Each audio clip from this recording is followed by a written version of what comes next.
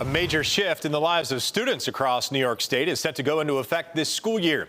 With few exceptions, students will no longer carry their phones with them during the day. Our Patrick Ryan has the details ahead of a big deadline tomorrow. Patrick?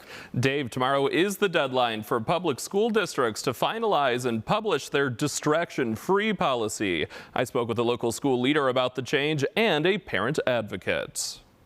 I think it's going to be not without a couple of bumps and bruises to begin with. I want to be real about that. Niagara Falls City School District Superintendent Mark Laurie. I said yesterday to our administrative team, I think it'll take a good 5 weeks to let this all level out, settle out, make sure we have magnets in the correct place, make sure we're able to deal with someone who may have misplaced their pouch.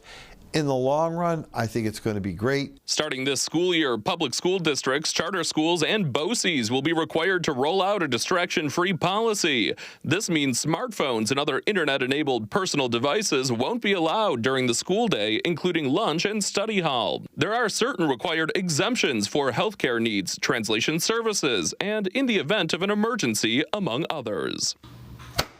Superintendent Laurie says students grades 7 to 12 will receive this cell phone pouch to keep their phones in. Those in grades pre-K through 6 will be asked to keep their phones at home in a locker or cubby.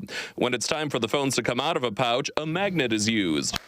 Laurie says the district surveyed parents, students, and staff about the policy. Among the concerns, one was, how do I get a hold of my child in case of an emergency or the need to talk to them right away? We have solutions for that. Are you going to enforce this with fidelity and with, equally? Of course we are. And thirdly, what does it say to adults? What about the behavior for adults? For Buffalo Public Schools, each of its schools chose the best method to store those devices during the day. This includes a cubby, bin, or locker. Jessica Bauer-Walker has a child in Buffalo schools. I think it's going to be hard. I'm used to being able to message, my son during the day if I need to at some point. I know I can call the school, but it's going to be hard. I think, again, for employers, because so many of our kids in Buffalo Public Schools in particular, they have jobs, they have to work, they're responsible for younger siblings.